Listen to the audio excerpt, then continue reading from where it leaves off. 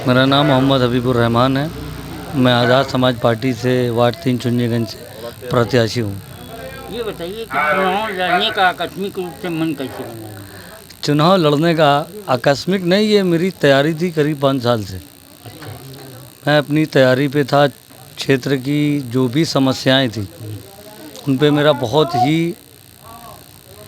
ज़्यादा ही मेरा फोकस था। उन जिम्मेदारियों पर जो कॉरपोरेटर होने के बाद लोग उन कामों पे ध्यान नहीं देते। अच्छा, ज़्यादातर क्या है कि लोग प्राथमिकता देते हैं रोड को, स्ट्रीट लाइट को और सफाई को। ये तो है, ये बेसिक है, ये तो आवाम का होना ही होना चाहिए। लेकिन उसके बाद आवाम के और कौन से काम हैं वार्ड के लोगों के, जो एक कॉरपोरेटर को एज अ कॉरपोरेटर होते हुए उस जिम्मेदारी को निभाना चाहिए। तमाम दल थे आपके सामने, ज़्यादातर आप लोग मुस्लिम सपा को और IMA को पसंद करते हैं। इस दल को आपने कैसे चुना? असल में मैं बहुत दिनों से, करीब 2 साल हो गए मुझे आज चंद्रशेखर आज़ाद साहब को सुनते हुए। उनकी कोई भी एक ऐसी स्पीच मुझे नहीं लगी कि उन्होंने कभी कुछ गलत कहा हो, असंवैधानिक कहा हो। हर चीज़ उन्होंने कॉन्स्टिट्यूशन के ही दायरे पे कहा मोस्टली। और जिस तरीके के उनके स्टेटमेंट होते हैं हिंदू, मुस्लिम, सिख, ईसाई, जो वो एक साथ लेके चल रहे हैं, उसको लेके मैं बहुत ज़्यादा इम्प्रेसिव था उनसे। खैर, मेरा सौभाग्य है कि मैं इस पार्टी से प्रत्याशी हूँ। आगे देखते हैं क्या होता है। अच्छा, ये बताइए यहाँ पे वार्ड की समस्याओं के लिए कब से काम कर रहे हैं? वार्ड की समीक्षाओं के लिए हमने आपसे बताया कि मैं करीब 4 साल पहले जब एक कॉरपोरेटर के लिए हम लोग बड़ी मजबूती से लगे और उनको जीत भी ऊपर वाले ने दिलाई। उसके बाद से ही समझ में आया कि आखिर ये इलेक्शन है क्या, वार्ड के जो इलेक्शन होते हैं ये है क्या। तो जब धीरे धीरे देखते गए तो समझ में आया कि नहीं, इस जिम्मेदारी को संभालने के लिए बहुत ही,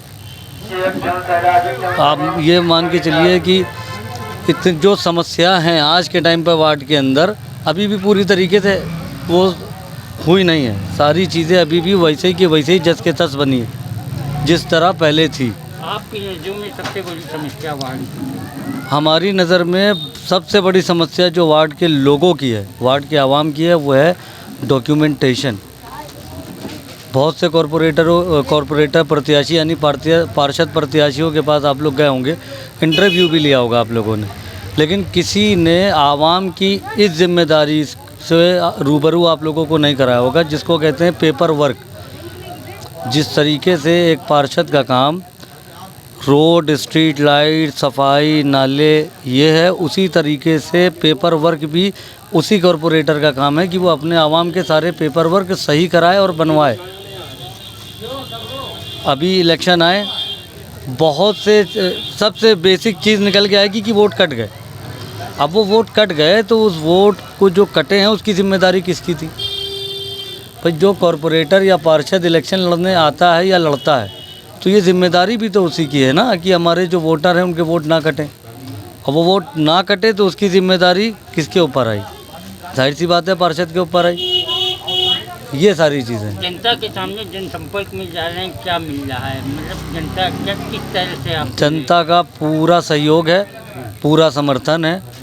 दलित वर्ग का भी, मुस्लिम वर्ग का भी, हर वर्ग के लोगों का जो मेरे वार्ड के अंदर रह रहे हैं उनका बहुत अच्छा हमको सही, बिल्कुल सामंजस्य मेरा बैठा हुआ है। और ऊपर वाले ने चाहा तो सीट निकाल के लाएंगे। आपकी नज़रों में शरद जी का काम कैसा रहेगा? वो तो एक बार आप वार्ड में घूम लीजिए और जनता से पूछ लीजिए।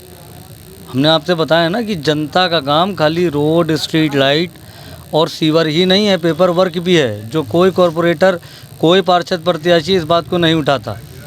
उसी पार्षद का काम है वोट बढ़वाना, उसी पार्षद का काम है लिस्ट देखना कि कितने घर कट गए हैं, कितने घर नहीं कटे हैं। अगर कट गए हैं तो उन कटे हुए एड्रेस को, उन कटे हुए वोटरों को, उन चीज़ों उसमें सम्मिलित कराए, शामिल करें।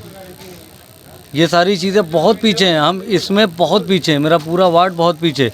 और जहाँ तक बात रही गंदगी की, तो वो जस के तस बनी हुई है, जैसे पहले थी आज भी वैसा ही है। स्ट्रेस का ज़माना है, इसमें कोई दो राय नहीं। लेकिन ये बताइए, जनता आपको वोट क्यों दे?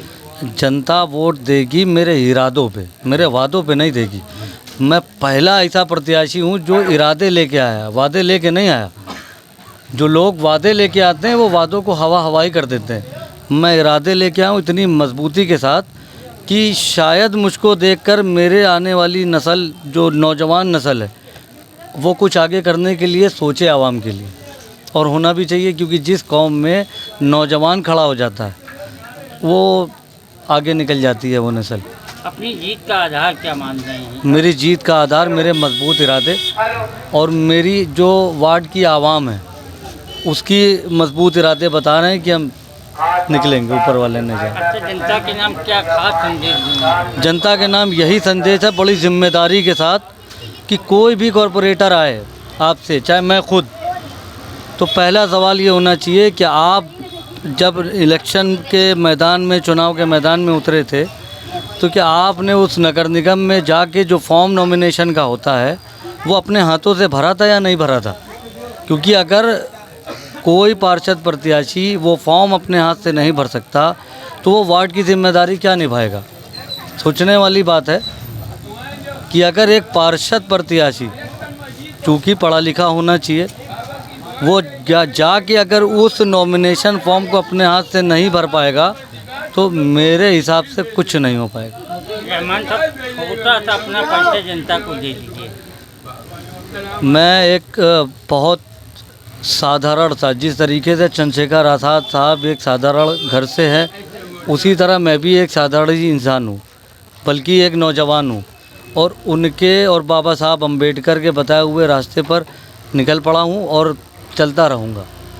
मेरी पूरी कोशिश रहेगी कि मैं अपनी आवाम को उस मकाम तक ले जाऊं जहां तक वो योग्य है, क्योंकि आवाम जो होती है वही लीडर बनाती है। लीडर कोई खुद से नहीं पैदा हो गया था, ये आवाम तय करती है कि किसको वो लीड देगी तभी लीडर बनेगा। और मैं पूरी कोशिश करूंगा जो लीड मुझको मिले मैं उस पर खरा उतरूँ, उनके जो काम हैं उनको मैं ज़िम्मेदारियों के साथ कराऊं, चाहे वो पेपर वर्किंग का हो, चाहे वो सफाई का हो, चाहे वो नालों का हो, चाहे वो स्ट्रीट लाइट का हो, चाहे वो रोड का। उनके घर की समस्याओं को ले जाकर नगर निगम कानपुर के जो सभागार है उस पर मजबूती के साथ उठाऊं। जो हमारे वार्डों की समस्या है मजबूती के साथ उठाऊं और उठाऊंगा इंशाल्लाह। अपने वार्ड के लिए, जनता के लिए क्या अपील करते हैं? मेरी जनता से, मेरे वार्ड की जनता से यही अपील है कि बहुत सोच समझ कर, क्योंकि बहुत कीमती वोट है, इसको कूड़े की ढेर में ना बर्बाद करें। इसको इस तरह से दें कि वो जो वोट आपका कूड़े की ढेर पे जा रहा है वो आपका कूड़ा ना होकर सफाई की तरह रहे, बिल्कुल एक मजबूती के तरीके रहे, कि आपका कारपोरेटर आपका वोट लेने के बाद आपके कामों को जिम्मेदारी के साथ निभाए।